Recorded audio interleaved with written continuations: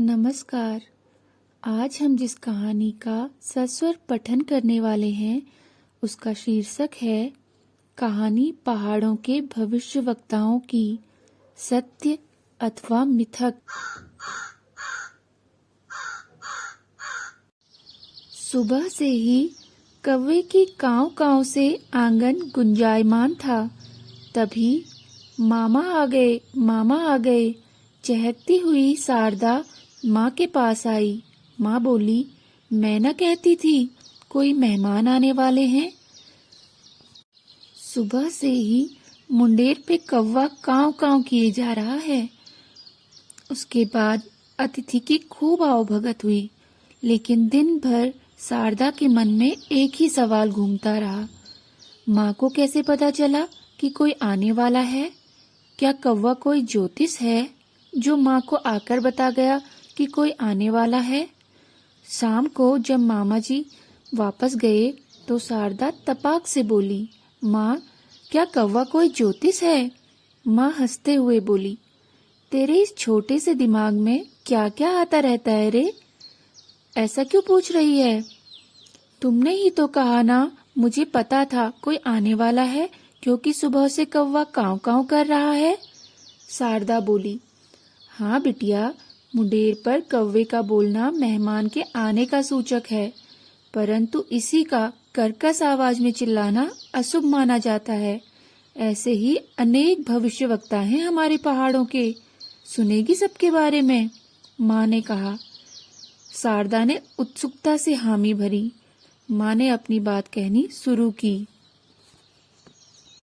हिमालय की कंदराओं में बसा हमारा कुमाऊं प्रकृति के अप्रतिम सौंदर्य से सजा होने के साथ ही प्राकृतिक घटनापरक लोक विश्वासों से भी समृद्ध है, चाहे वे वृक्षों से संबंधित हों या जीव जंतुओं से, अंतरिक्ष से हों या वायुमंडलीय घटनाओं से।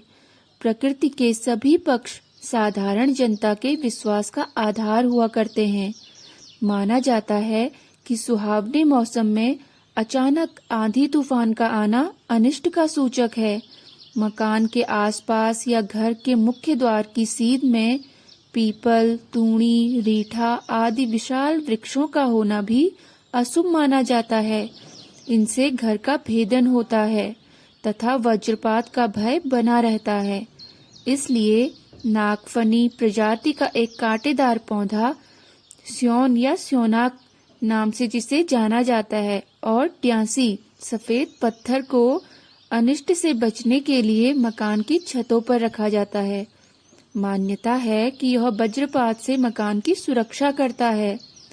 इसी प्रकार प्रवेश द्वार के सामने केले का पौधा होना अशुभ तथा अनार वर्गीय वनस्पति का होना शुभ माना जाता है। घर के पूर्व में पीपल, पश्चिम में सेमल, उत्तर में केला और दक्षिण में नींबू के वृक्ष का होना अमंगलकारी होता है। गेहूं के पौधे में एक साथ 2 बालियां आना, पेड़ों पर ऋतु विपरीत फूल फलों का आना, पेड़ों का अत्यधिक फलों से लदकर टहनियों का झुक जाना इत्यादि अप्राकृतिक घटनाओं को अशुभ संकेत मानते हैं। वहीं तुलसी, पीपल, आंवला, केला और वट वृक्ष की पूजा से इच्छा पूर्ति भी होती है। वृक्षों में जीवन होता है, इसलिए फलदार वृक्षों को सींचना पुण्य का काम है। रात्रि में पेड़ पौधों के फूल अथवा पत्ते तोड़ना पाप है। अच्छा, तभी अम्मा हमें रात में फूल नहीं तोड़ने देती। शारदा ने सहमति में सिर हिलाया। हाँ, बिल्कुल सही। और तुम जानती हो भूकंप क्यों आता है? माँ ने पूछा। क्यों? उत्सुक शारदा बोली। भूकंप के विषय में मान्यता है कि पृथ्वी को अपने फणों पर धारण करने वाला शेषनाग जब विश्राम करने के लिए इसे एक फण से दूसरे पर लेता है तब भूकंप आता है। लेकिन वैज्ञानिक मान्यताओं के अनुसार इसका कुछ अलग ही अर्थ होता है। इसी प्रकार सूर्य एवं चंद्र ग्रहण के विषय में भी लोक विश्वास वैज्ञानिक तथ्यों से थोड़ा अलग है। कहते हैं कि राहु केतु नामक राक्षस अपना ऋण लेने के लिए जब इन पर हड्डियों से प्रहार करते हैं और मांस के टुकड़े फेंकते हैं तब ग्रहण लगता है, और उस समय उन पर आने वाले काले धब्बे वही मांस के टुकड़े होते हैं। इस विपदा से मुक्ति उन्हें दिलाने के लिए लोग ढोल, नगाड़े, शंख, घंटा आदि के साथ जप तप करते हैं तथा जोर जोर से चिल्लाते हुए कहते हैं, छाड़ छाड़ केरुआ चंडाल का पोथा, छाड़ छाड़।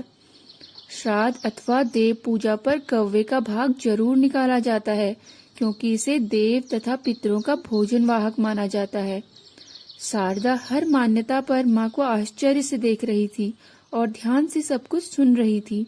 माँ ने बोलना जारी रखा, ऐसी ही और भी कई सारी मान्यताएं हैं, जैसे छोटे शिशुओं का होठों को बुरबुराना, मेढकों का बिना वर्षा के टर्राना, चींटियों के पंखों का उग आना, जंगल में द्योचड़ी पपीहा के द्वारा पानी की रट लगाना आदि वर्षा होने के संकेत हैं। धान के खेत में चूहे का बच्चा देना, घर के अंदर छुछुंदर का अंडा देना, गोताई गौरैया का घोंसला बनाना, भौरे अथवा मधुमक्खी का सिर के आसपास मंडराना और दाहिने कान की तरफ गुनगुनाना, घर में ग्वाई टिड्डे का आना, इसे पितरों का प्रतीक भी माना जाता है, इसलिए इसके सिर पर तेल लगाया जाता है इत्यादि सभी लक्षणों को शुभ संकेतों के साथ जोड़ा जाता है। कितने अद्भुत लोक विश्वास हैं हमारे पहाड़ों के। और सुनाओ माँ, मजा आ रहा है, शारदा चहकी।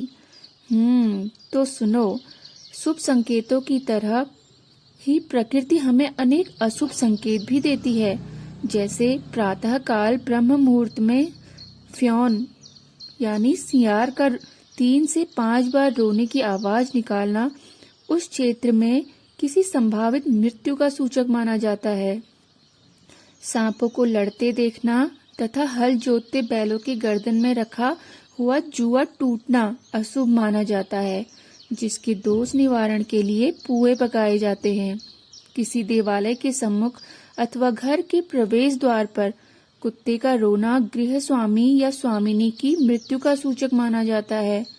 पालतू पशुओं का नाना की मुद्रा में सिर हिलाना, शरीर पर छिपकली गिरना, कौवे का बीटना, बिल्ली द्वारा रास्ता काटना आदि अशुभ माना जाता है। लेकिन बिल्ली का घर में आना शुभ मानते हैं और कहते हैं कि बिल्ली को मारने वाले के हाथ कांपने लगते हैं, इसलिए कभी भी बिल्ली को मत मारना। चल अब मुझे काम करने दे, कहते हुए माँ उठ खड़ी हुई। और सुनाओ ना माँ, शारदा ने गुहार लगाई। नहीं, अब अगली बार। बोलते बोलते माँ बाहर चली गई और शारदा अपने पहाड़ के भविष्य वक्ताओं की कल्पनाओं में डूब गई। यह सब जानकारी पाकर वह खुश भी थी और आश्चर्यचकित भी। इसी के साथ धन्यवाद।